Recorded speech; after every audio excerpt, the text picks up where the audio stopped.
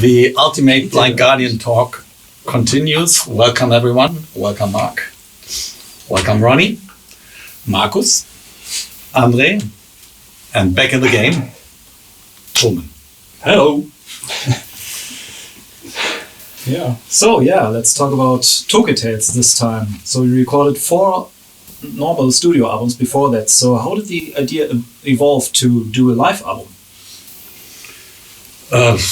I think it was quite obvious for us once we were announced for Japan that this would be the best option. I'm a big Deep Purple fan, and Made in Japan was is one of my favorite live albums. So that was a kind of role model for me always. And in a perfect world, I always thought that would be the best entrance for Blind Guardian to do so.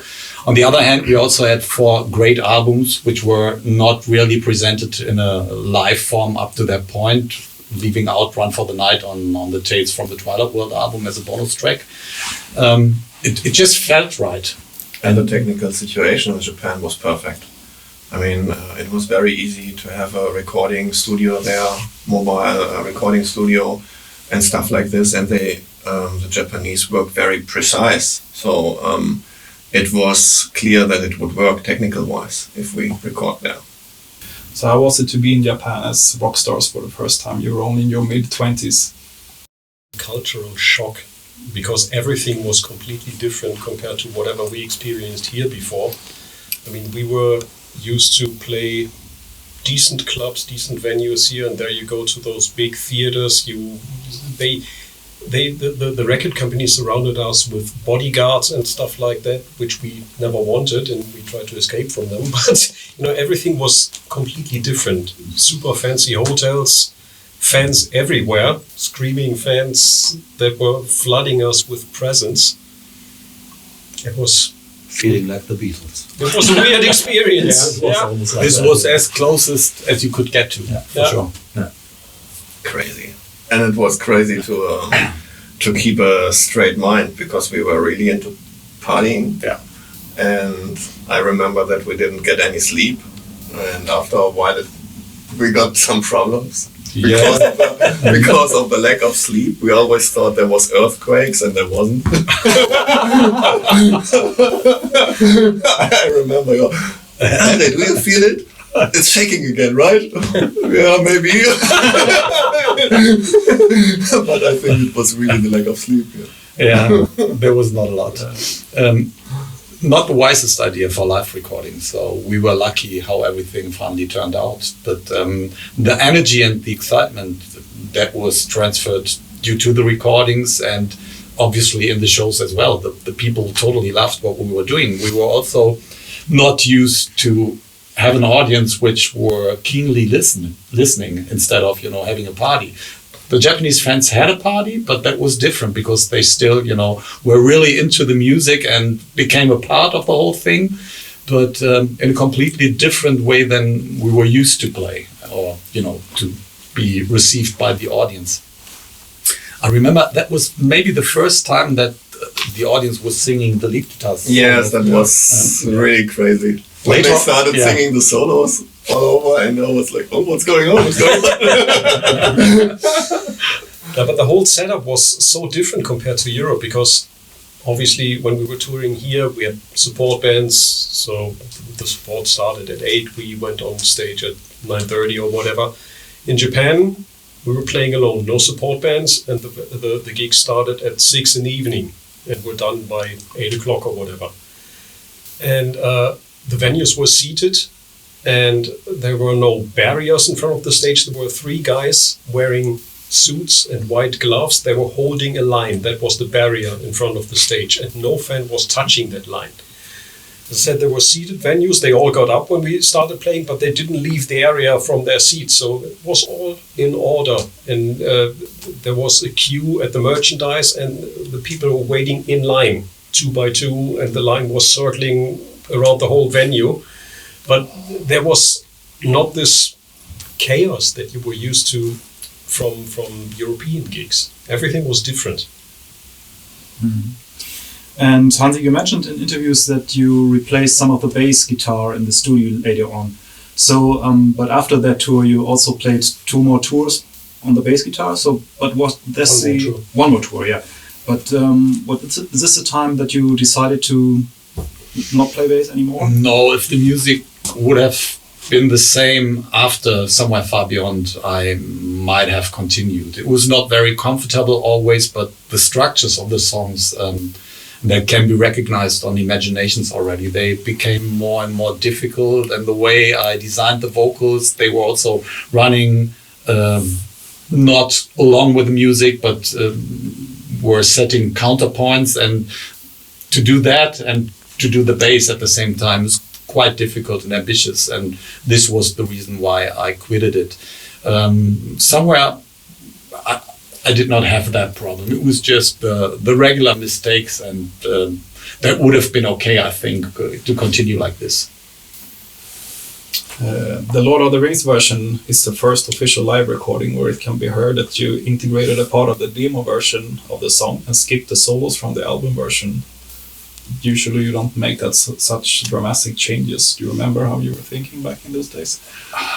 I think we just recognized right after the recording of Lord of the Rings in the studio that the flow was not good. As far as I remember, the chorus was played too fast or something like this. It just didn't feel right. And we felt that the demo version was far more attractive with regard to the whole arrangement.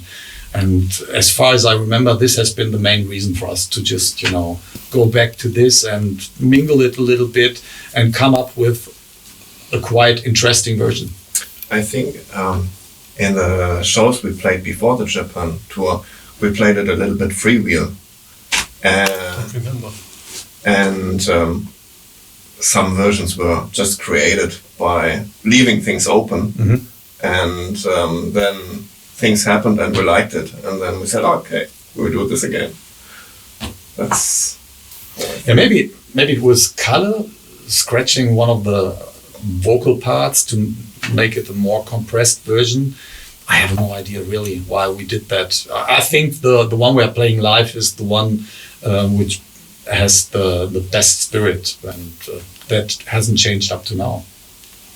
And if change is happening like this, and I don't even know if we exactly play the same version that we did back then, that is more or less a natural process where no one really is discussing things, but it just happens. Do you remember why this song was chosen to be the bonus track? No, I think it was simply... Maybe the reason was we wanted a really heavy live album with all the aggression and passion, we have in the intense songs, and therefore this could be the reason why we skipped it. Quality-wise, there's no reason. Yeah. And during these days, we always had the feeling that a slow song or a ballad in between the set would break the whole set. And we didn't like that too much. It was still speed metal. The album contains 12 tracks plus the intro, but the actual shows, they were actually much longer. For instance, you played Run for the Night and Theater of Pain, but you also played both the Bard songs. And it's a little bit surprising that you didn't feature In the Forest, since that has been such a big fan favorite. How come? Did we play that on that tour? Because I don't remember. We played it several times. Yeah, but it never came out so great. Did we still play it like on the album? In that the fast, in the first versions, it didn't came out so great. We were never satisfied. I remember we played it maybe 10, 15 years ago again in a tour, and then it was good. Then it was really good. But in the old days, we were never really happy. No, we played it ever since the Imaginations tour, and it had the same impression on people. I told you 10 years ago. I know. Okay. I'm not good at math. So it was not actually a fan favorite on the summer tour? Maybe it was not. I really cannot recall. Maybe we didn't perform it good enough. That could be another reason. Yeah, what I recall is that when we played it in the beginning, it was not known to people. So it was not the sing-along it later on became. That might have been the reason. Did we play it on the whole tour, on the summer tour? I do not know. Maybe not. I don't think so. Well, that's the main reason, Hasi, for sure. Yeah? It was not famous enough, this song, for compared to the in the photos, no? Yeah. Yeah. Right. That was not Okay, it famous went enough. well when we did had the to decide Imagination for so tour, I much remember songs, that. and then we said we keep this down. What do you mean not famous enough? Every song is famous. Right. So I think the live album was very good received, and you were pretty much everyone's darling back in the days. So did the fact that you released a live album somehow inspire the songwriting to Imaginations from Versailles? I wouldn't say so. Neither would I. I think we were on, really on a very high level with regard to everything. The success might have pushed us. That for sure, I can say. And Tokyo Tales was also very successful.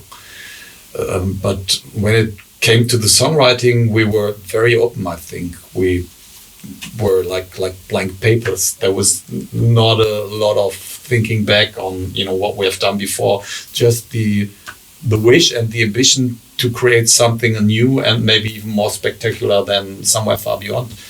And if I look back, I would not even say I felt pressure, but that might be wrong. I think the Tokyo Tales album opened some doors for us. For the the international success was there, and it was obvious because we had this album and we were recognized in Europe much better, and it opened doors for the Imaginations album later on. So I think it was a very important album for us. It was for the reputation of Blind Guardian. All of a sudden, we were a kind of international band.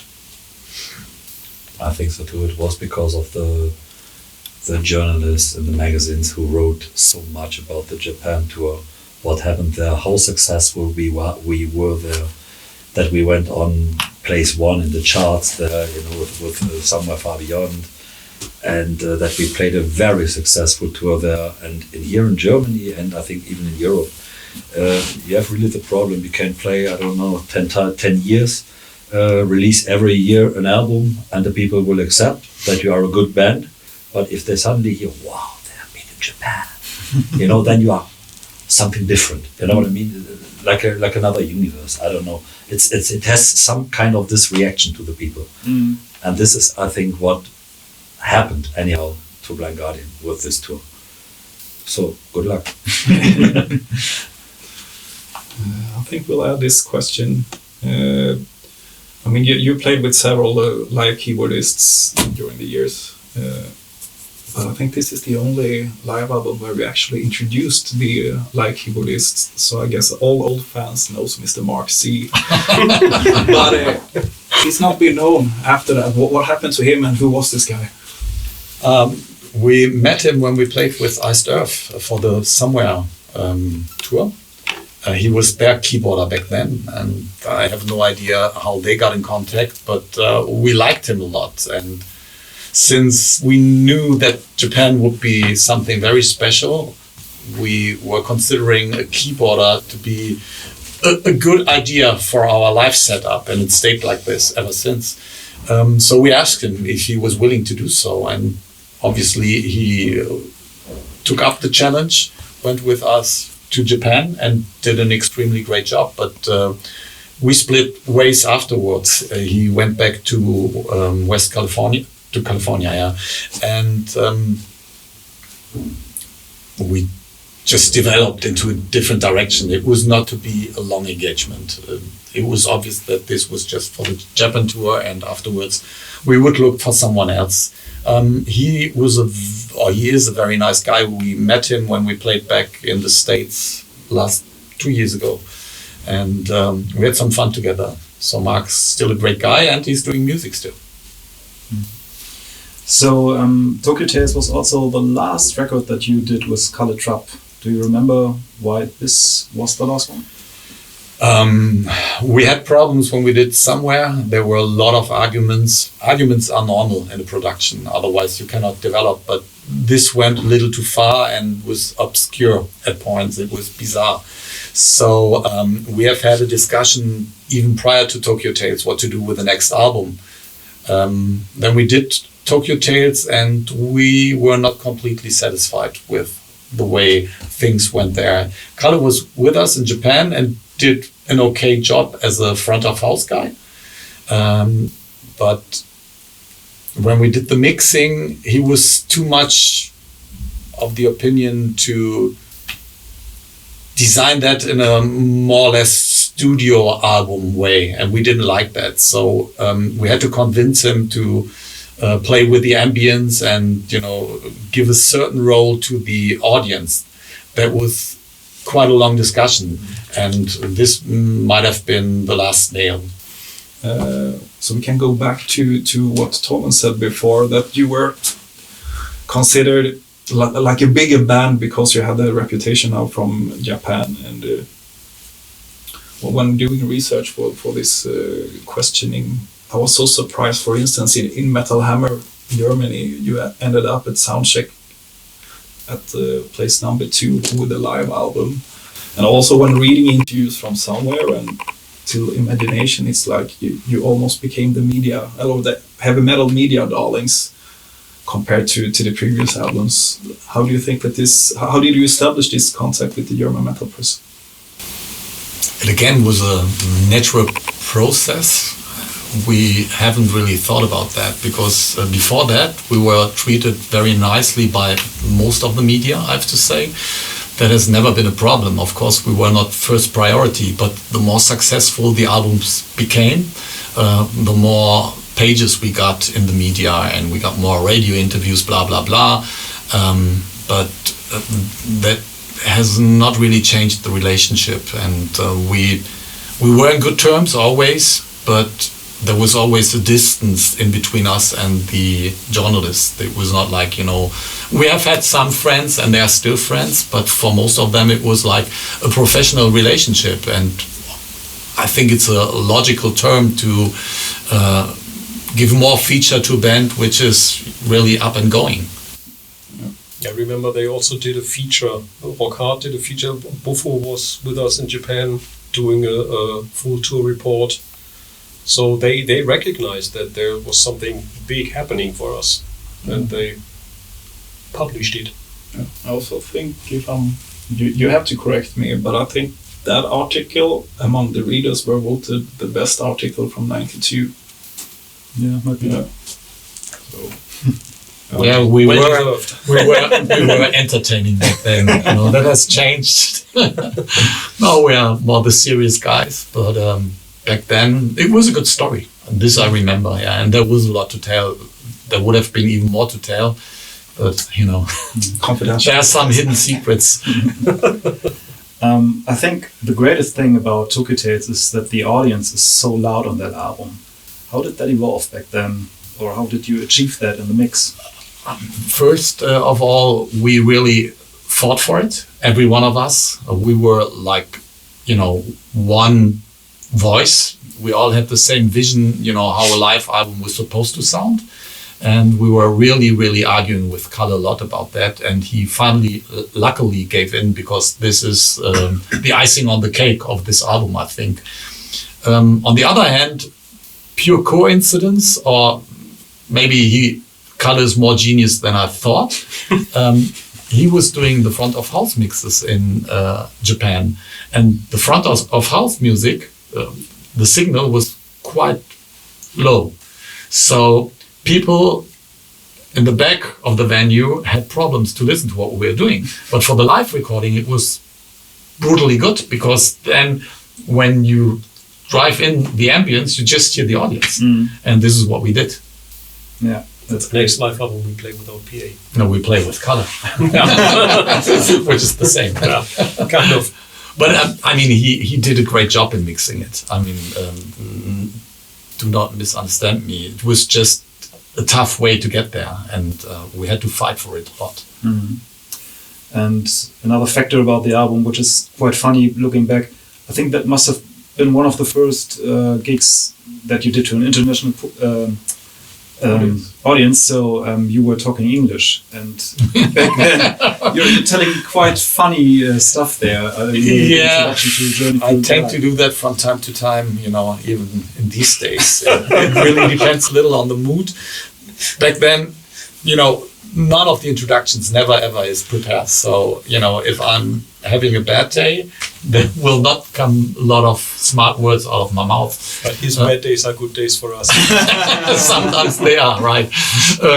In this particular case, I think we have had some international shows before, but no one paid attention. I just listened back to one of the shows you can watch and listen to on YouTube.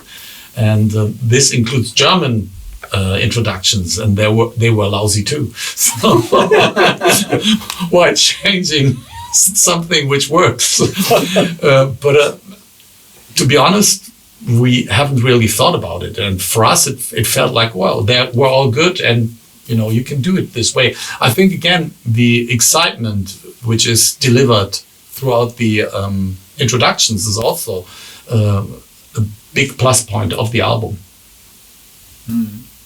Yeah, and it's pretty charming looking back at these. Maybe it is. I'm sometimes surprised because I do not listen back too many times, but when we did these remixes and remasterings, in this case only remasterings, I was forced to listen to. It was like, okay, now I know what the people are talking about. I think it was very courageous of Hansi, because we were all shocked by when the audience went down and it was silent moment. Then we were all like, oh, what's going on? Yeah. And he was blah, blah, blah, blah, blah. And everyone was great. Yeah.